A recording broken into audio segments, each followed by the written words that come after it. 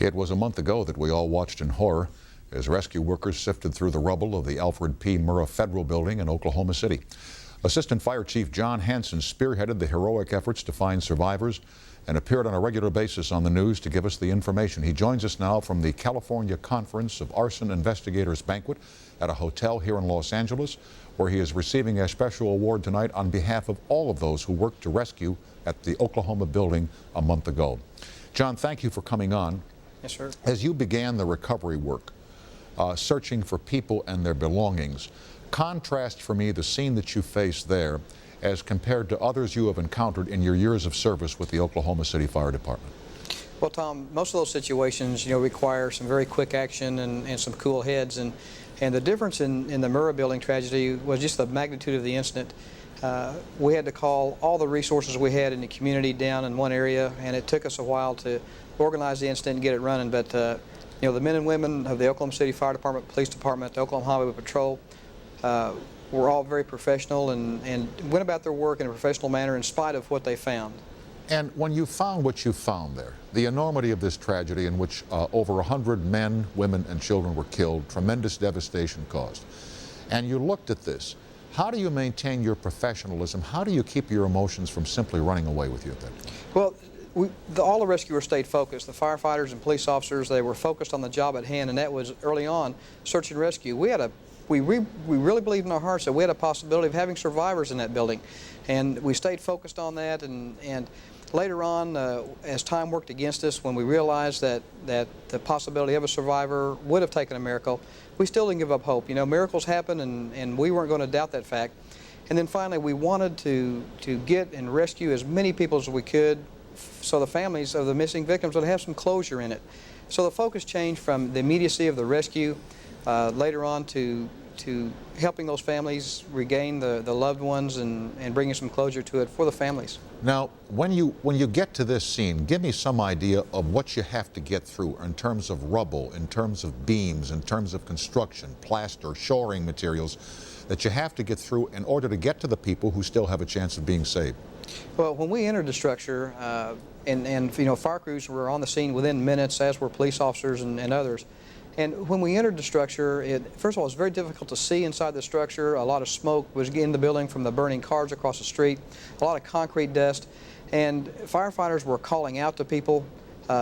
We did find some people partially buried in the rubble that we were able to extricate, but there were moments of silence in the building where we just called out to people, hoping we would hear voices so we could try to perform some kind of a rescue. The toughest thing in there, obviously, was a second floor area where we knew, due to our pre-fire plans, that there were children involved. Mm-hmm. And many firefighters, you could see, would pause for a moment and search through rubble. We'd come across toys and things of that nature. And it wasn't odd to see a firefighter with a tear in his or her eye and pause for a moment and they'll go right back to work. I'm told it was a tough moment when you found a toy fire truck there. Yes, sir, it was. We were getting into the building, and I was there with some of our rescue crews, and one of our firefighters ran across it, turned around, handed it to me, and said, "Chief, take this and show it to the world. This is why we're in here. It's a kind of a symbol of the broken hearts that involved from this. But we wanted to let the community and the world know at that time that spirit wouldn't be broken, and although we had broken hearts, our spirits wouldn't be broken." Sooner or later, somebody has to make the decision that it's time to stop the search, to end the searching, that there is no more hope. The difficulty of that moment, and who had to make that call? Well, Fire Chief Gary Mars, who did an outstanding job in showing leadership for all of us, and he was very cool, very collect, and he kept us all focused. And at one point in time, we drew a line. We drew our line that we couldn't cross. We knew that it would take some kind of a heavy equipment to get to that point, and if we did remove that rubble, there's a chance that the building would collapse in that immediate area. So, and all the families, when we'd visit with the families, their priority, of course, were the rescuers. And it seems odd that when we went there, and Chief Mars and I had the opportunity to talk to him on numerous occasions, and they'd always end it, Tom, by saying, please tell the rescuers we're with them, and don't let any rescuers get hurt.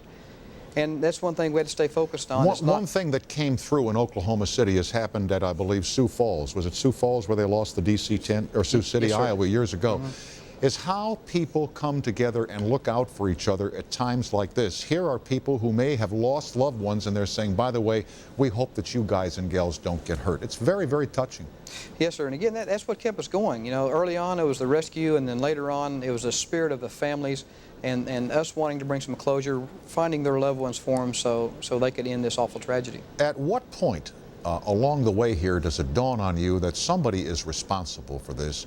And how do you contain your anger at the very thought of human beings inflicting this kind of demonic pain on other people? Well, it's through discipline, it's through focus, professionalism of the fire service. You know, we had to remain focused on the issue at hand, and that was search and rescue and recovery of victims. When we heard that an arrest was made early on inside the building, there were some handshakes, some high fives, and that momentarily, and then the focus shifted to being professional and getting right back to work. Yeah, but wasn't there a time when you were very angry at these people, mad at these people, these perpetrators? Well, I think that's continued on through, and especially again when it involves the children. It's so senseless that this tragedy should have to happen anywhere in the world, you know, let alone the United States or in Oklahoma City. But when it hurts children, it just adds that much to us. And you bet, there's a lot of anger there involved, but we just had to stay focused on the job at hand. To the phones, and Phyllis in Marietta, Oklahoma. Hello. Hello. Good evening. Good evening. Did you have a question for John? Yes, Or I for do. Tom? Yes. Hello, John. Hi. Yesterday, I was at the site. And, you know, I live in Oklahoma, and it's still unreal. We drove around and we looked, and my question to you is, how are you going to feel when they demolish the building? Well, I think that all the firefighters in our community and the public safety workers are ready for that building to come down and ready to bring that part of closure to it. There's a possibility that there's still 2 victims in there, and we're prepared to go in and search that area very diligently, but we're ready for it to come down and ready for some type of a memorial to be placed to those brave 168 Americans that gave their lives for their country in that building. And I believe that the implosion is set for this weekend, is it not? Yes, sir. I've got a meeting tomorrow there, and we'll be back helping plan that event. And when you say event, I would assume that this would be covered by television, if not nationwide, certainly in Oklahoma City.